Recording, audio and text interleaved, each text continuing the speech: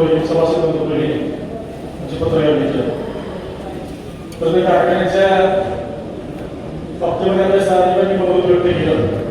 हे सर्वांनी भावना व्यक्त केली कारखाना चालू राहिला पाहिजे.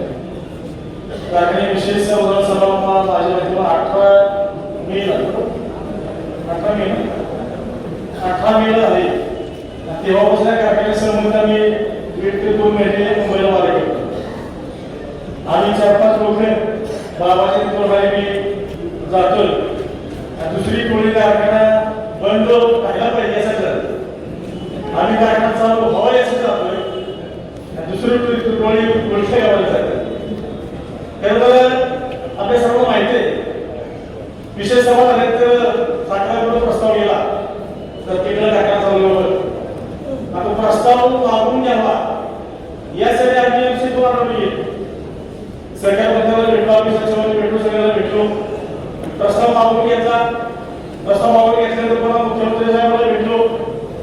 मुख्यमंत्री साहेबांना भेटल्यानंतर बाबांनी भेटलो.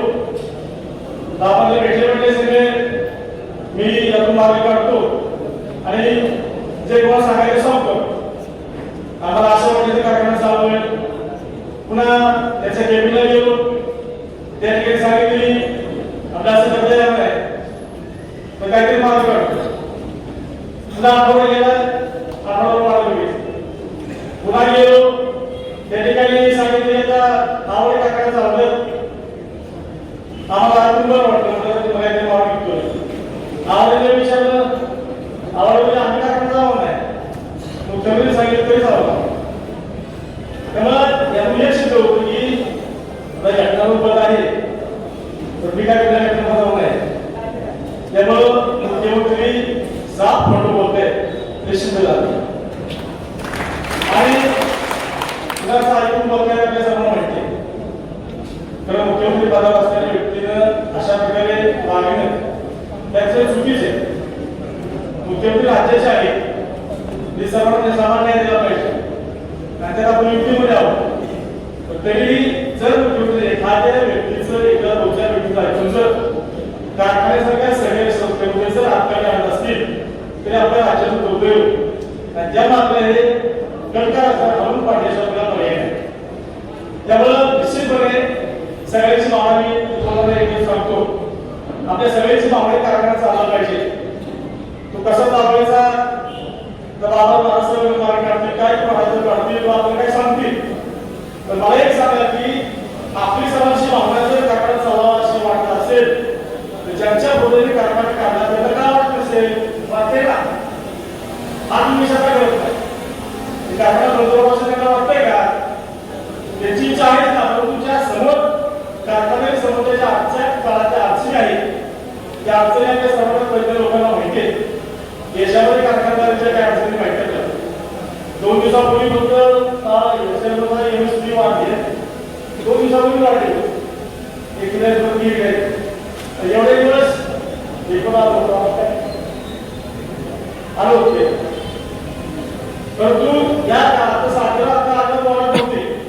तेव्हा अशा परिस्थितीत कारखाना कसा चालवायचा आणि लोकांना एक कसं द्यावी. लोकांना कुठल्याही शेतकऱ्याला आपल्या औषधात दर इतर कारखान्याची जास्त दर लागणे अशी भावना असते. ते काय चुकीची नाही.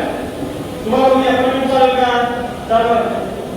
आणि दरवर्षी बाबांनी आपल्या कारखान्यावर आपल्याला 200-300 पेक्षा जास्त रक्कम दिली. याकडे आपण चालणार नाही. अशा वेळेस कारखाना चालवायची भावना आपल्याला आहे. माझ्याकडे विनंती काही करून मार्ग मिळेल. हे लक्षात घ्या. आपली शेवटची संधी लक्षात घ्या. अनेक संस्था महाराष्ट्रामध्ये बाबांनी दुरुस्त केल्या. त्याचा राजकीय परिणाम काय झाला याकडे सर्व माहिती आहे. साखर कारखाना एवढ्या कशावर चालू केला. तिथं कारखाना चालवल्यावर काय चर्चा होती. आपण साखर चालवलं. तिथं लोकांनी सांगितलं हा कारखाना माझ्यावर बंद पाडला. हे पाटलांना माझ्यावर त्रास दिला म्हणून कारखाना बंद पाडला. ही चर्चा जर होत असती तर कारखाना चालला असं माझं व्यक्तिगत होतं. आणि या कोण जे बोलते त्या लोकांना आपल्याला थांबवण्याचा पर्याय नाही. आपल्याला थांबवलं पाहिजे. हे जे काळासाठी गेले कारखान्या बाबतीमध्ये ते लोकांवर पोचलं पाहिजे. स्वतः लोकांवर पोचवण्याची काय केलेले तर आपल्याला ही संधी आणि शेवटी घालू नका. जो निर्णय